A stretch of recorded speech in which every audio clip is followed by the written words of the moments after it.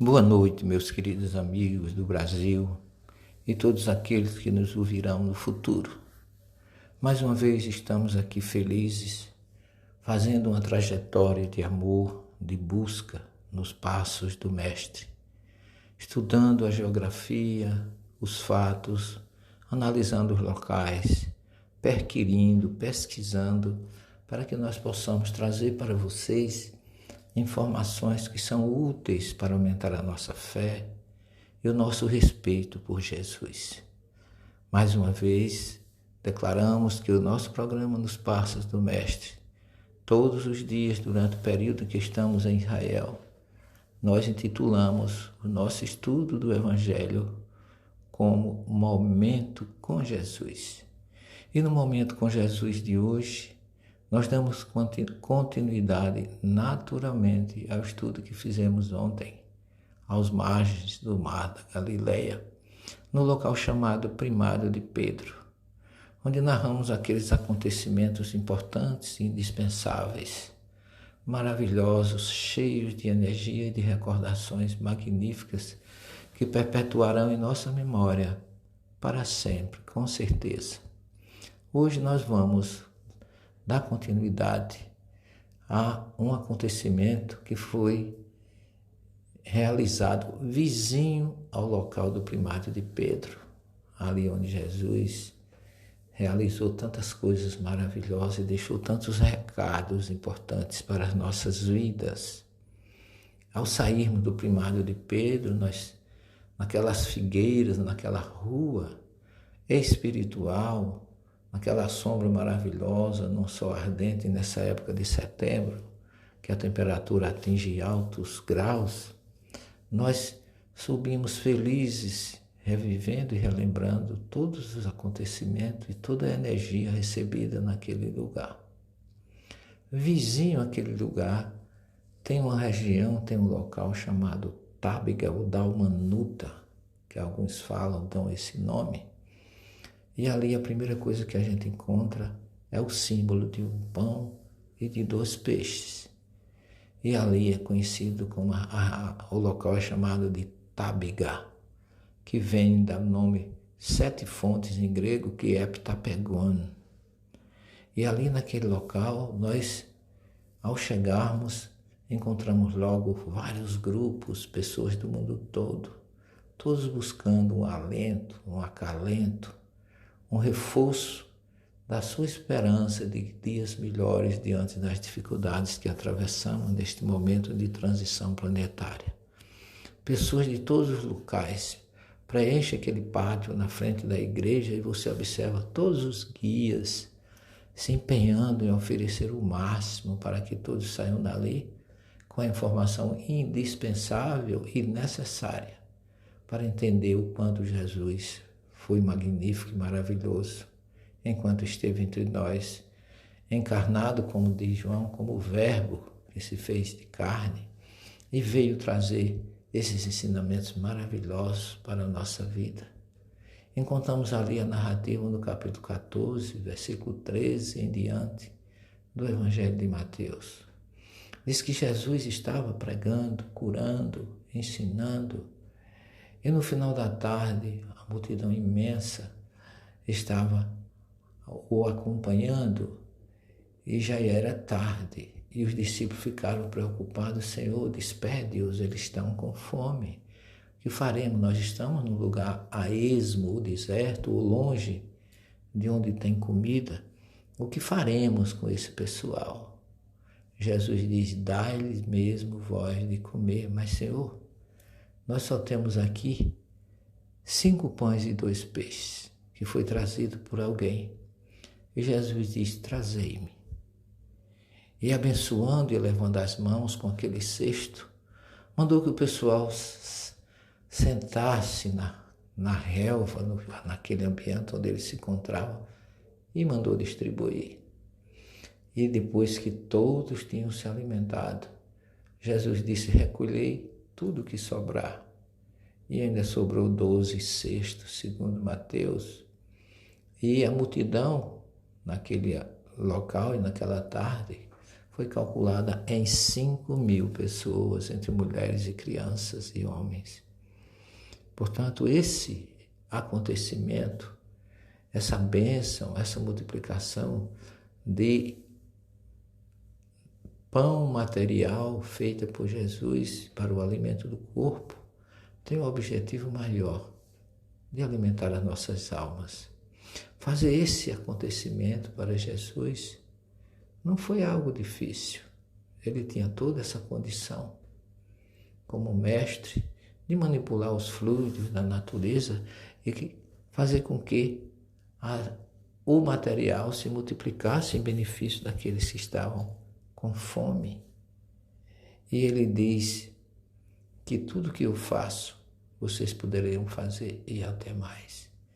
E nós vemos essa multiplicação mostrando o quanto nós temos que multiplicar a nossa transformação para sermos melhor, para termos o alimento do corpo, mas que esse alimento do corpo se reverta em alerta, em jejum espiritual, em quebra do nosso egoísmo, do nosso orgulho, para sermos melhores. Porque o que Jesus fez foi algo de transformação material. Mas nós precisamos multiplicar e transformar o nosso lado espiritual, que é indispensável. Quando nós entramos naquele lugar, com o nosso grupo, muita gente se distribuindo, se acotovelando, de imediato nós encontramos ali 7 fontes, saída d'água naquele local.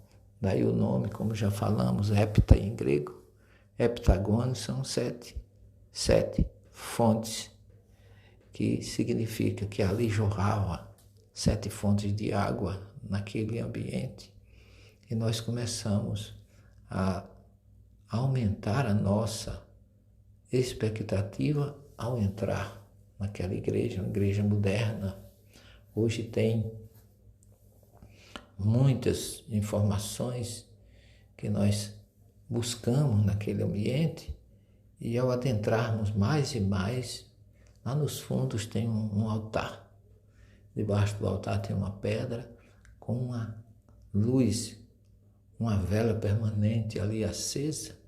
É uma igreja que pertence aos alemães, e ali a gente encontra debaixo daquele altar aquela luz sobre a pedra, onde a tradição diz que ali foi colocado o cesto, de onde Jesus o retirou, abençoou e mandou distribuir para as pessoas.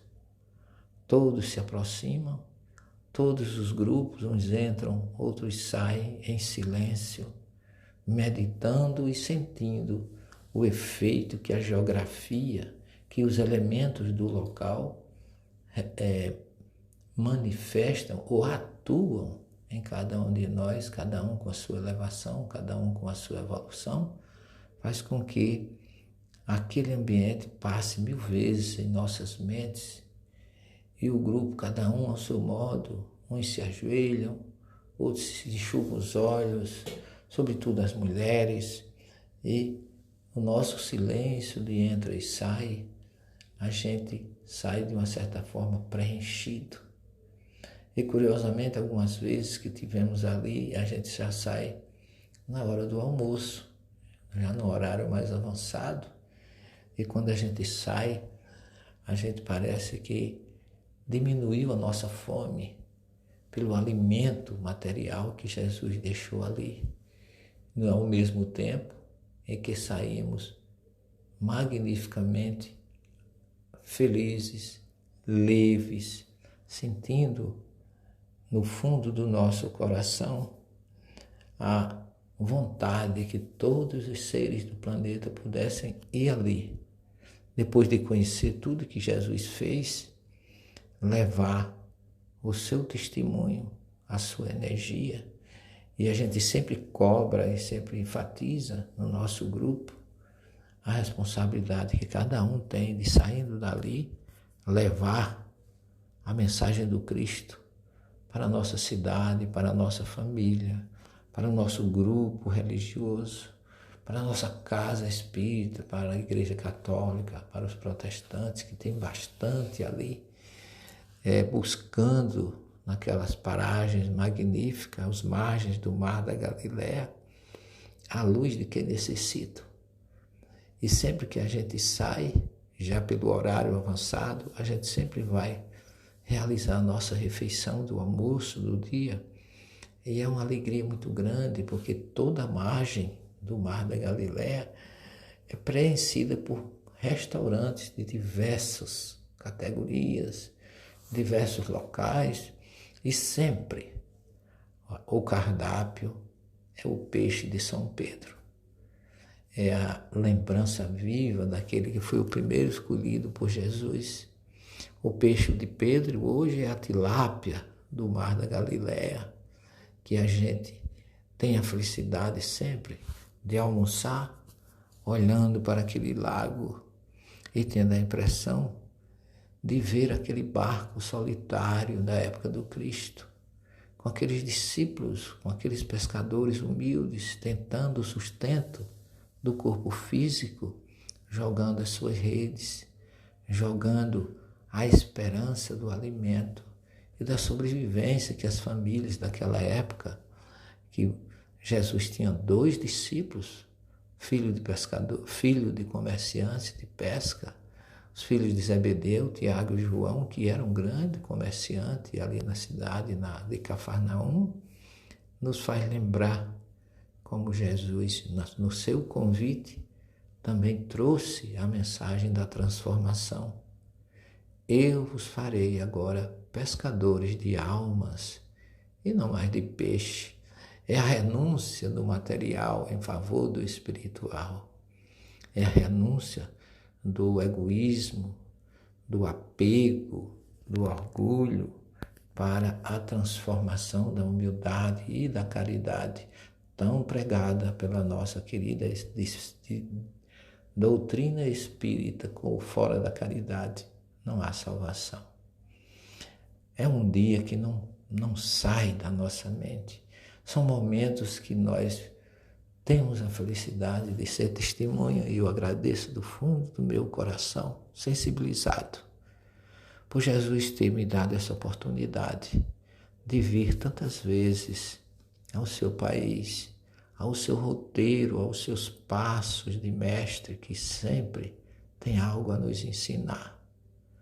É sempre uma alegria muito grande, porque quando a gente termina a refeição do peixe de Pedro, a gente se preocupa agora em iniciar uma nova tarefa de busca.